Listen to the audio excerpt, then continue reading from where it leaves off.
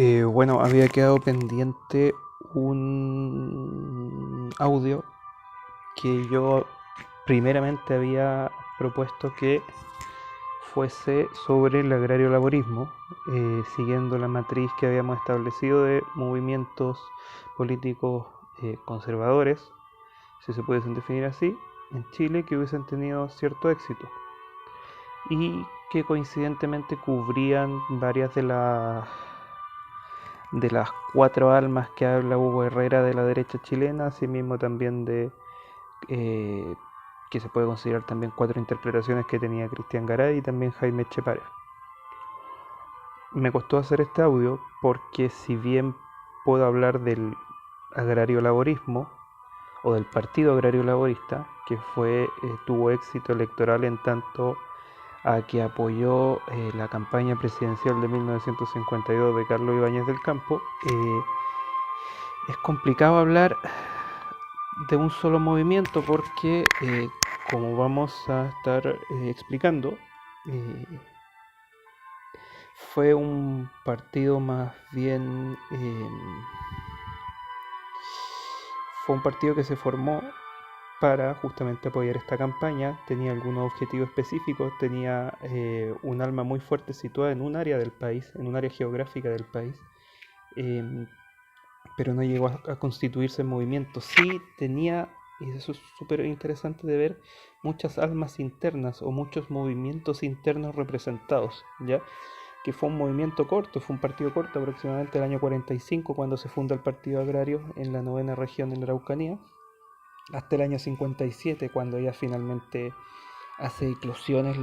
dentro del gobierno de Carlos Ibáñez del Campo, el segundo, por el tema de la misión Clay Sachs y lo que produjo dentro del escenario político y en la calle acá en Chile, una especie de estallido que se produjo también, que llevó a que se replanteara Carlos Ibáñez del Campo su estrategia de gobierno y quienes lo componían también. Bueno, el agrario laborismo nace en 1945, como decía, en la novena región, justamente un partido de mucha raigambre regional y en particular de esa región y en particular de los, obviamente, grandes terratenientes del agrario, gente que se dedicaba justamente a la agricultura, con muchos recursos, muchos terrenos y que podían arrastrar a mucha gente, muchos empleados, funcionarios y gente que dependía de ellos. Era una de las matrices productivas importantes del país. Eh, Figura importante,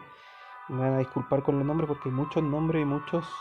subgrupos dentro de lo que vamos a revisar, pero uno que destaca es Jaime Larraín García Moreno, el primer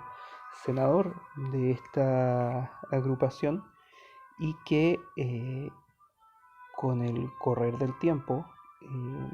va a hacer va a demostrar una de las bifurcaciones ideológicas dentro de este movimiento ya cuando derechamente apoyan a Ibáñez, la campaña de Ibáñez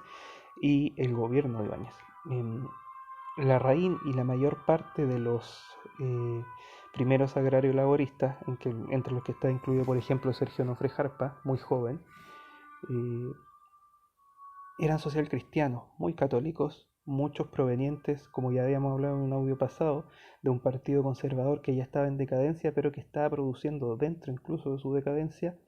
mucha formación de cuadros políticos que después llegaron a otros partidos, ¿ya? Eh, la Falange, partidos nacionalistas también entre medio, etcétera. Eh, Cuando se decide la candidatura de Ibáñez,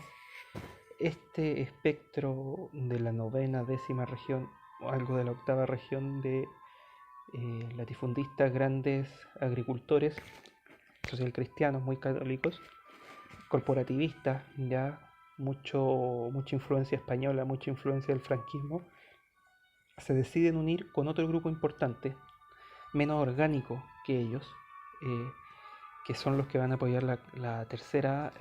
campaña presidencial de Carlos Ibáñez del Campo. Carlos Ibáñez del Campo es lo más parecido que hemos tenido un caudillo latinoamericano, perdón el nombre, pero ejemplifica, por no decir hispanoamericano, pero ejemplifica un poco a la política de este lado del continente, em, que venía apoyado por muchos grupos y ese apoyo en muchos grupos no era doctrinario. En ese tiempo, el nacionalismo chileno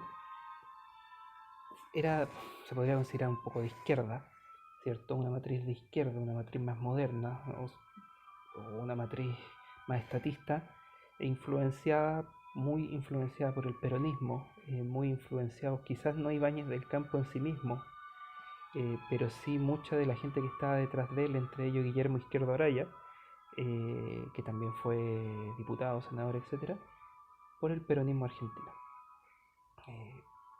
Considerar importante que si bien estos grupos eran considerados nacional revolucionarios, o sea, con cierta matriz materialista o más de izquierda, eh, el nacionalismo chileno, o por lo menos lo que formó el nacionalismo chileno después de la Segunda Guerra Mundial, tuvo que tomar una decisión, que fue: nos plegamos al bloque occidental, Estados Unidos, o nos plegamos al bloque del este soviético, o algún punto intermedio, que ese punto intermedio, estando acá en Sudamérica, implicaba más estar ligado a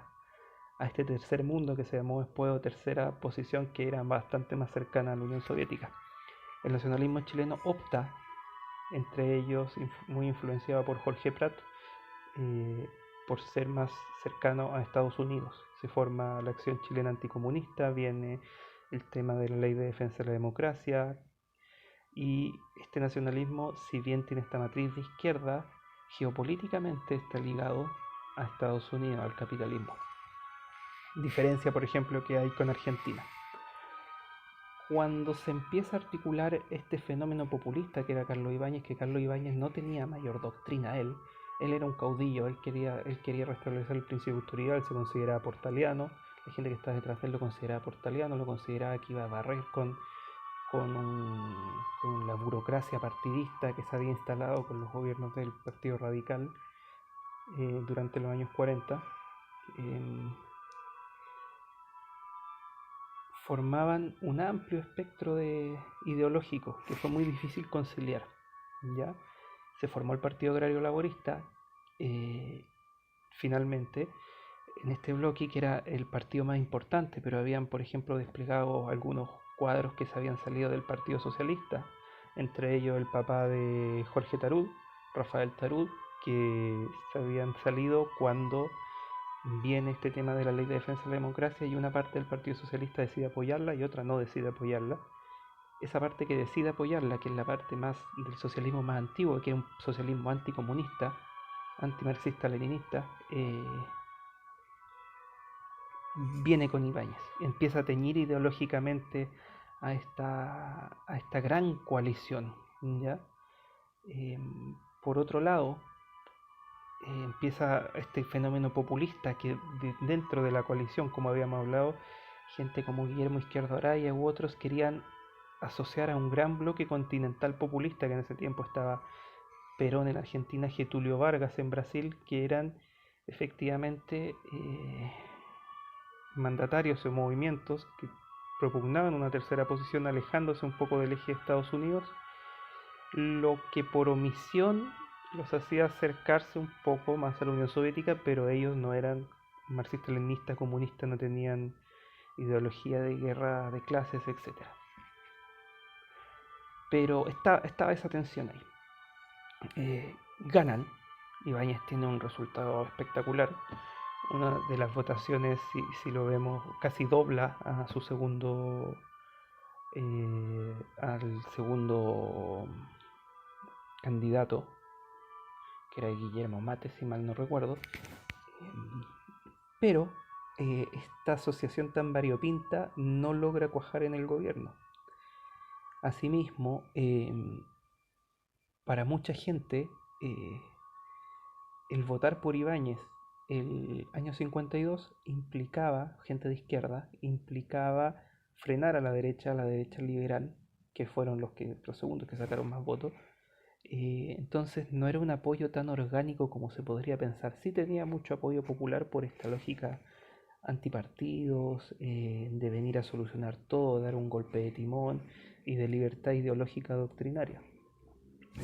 El único encuadre que tenía ideológico doctrinario este movimiento es que era anticomunista, sí,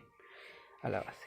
Aún así, durante el gobierno de Ibáñez y dada la crisis social que se estaba produciendo, que justamente la producen desde la izquierda, de hecho, Allende mismo dice que ellos le pararon un montón de huelgas, un montón de especies de estallidos sociales de esa época. No me acuerdo si fue la huelga de la carne, pero bueno, hubieron sucesos de calle, con muertos, teniendo que sacar a carabineros, al ejército, etcétera, para controlar la calle,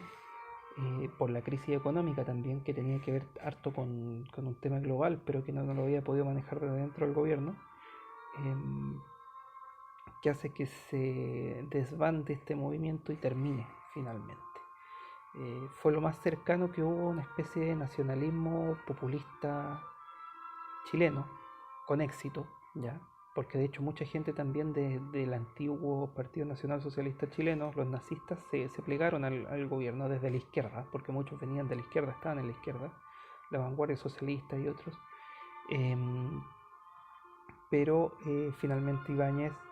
cuando está la crisis económica, llama a la misión Clay Sachs, que fue una especie de intervención de un grupo de economistas estadounidenses que se parece harto, por ejemplo, al tema de los Chicago Boys con la democracia cristiana y después con el gobierno militar. Le queda la embarrada con la izquierda. Él levanta la ley de defensa de la democracia, vuelve el Partido Comunista y finalmente termina gobernando con gabinetes conservadores, liberales, etcétera, con la derecha más clásica. Se termina el movimiento. De todas maneras, de ese movimiento del Partido Agrario Laborista hubieron muchos personajes que después hicieron una carrera política larga, ¿ya? Por una parte, como había mencionado, está Sergio Nofre Jarpa, Jorge Prat y otros relevantes, ¿ya? Pero eso fue un poco la historia del agrario laborismo, un movimiento que era inorgánico, o sea, inorgánico políticamente, sí con mucha raigambre popular, porque de hecho era muy lógico el nombre del partido, que le pusieron Partido Agrario Laborista. Eso lo pusieron con una intención que era justamente mezclar el tema rural, la raigambre rural del sur que tenían, con los temas obreros más urbanos, ¿ya? Eh, no sobrevivió Ibáñez, que fue el gran aglutinador, pero fue un movimiento quizás a nivel eleccionario más importante que tuvo la derecha o, o los movimientos conservadores, que como les decía, una parte del gobierno era conservador y la otra era nacional revolucionaria en Chile.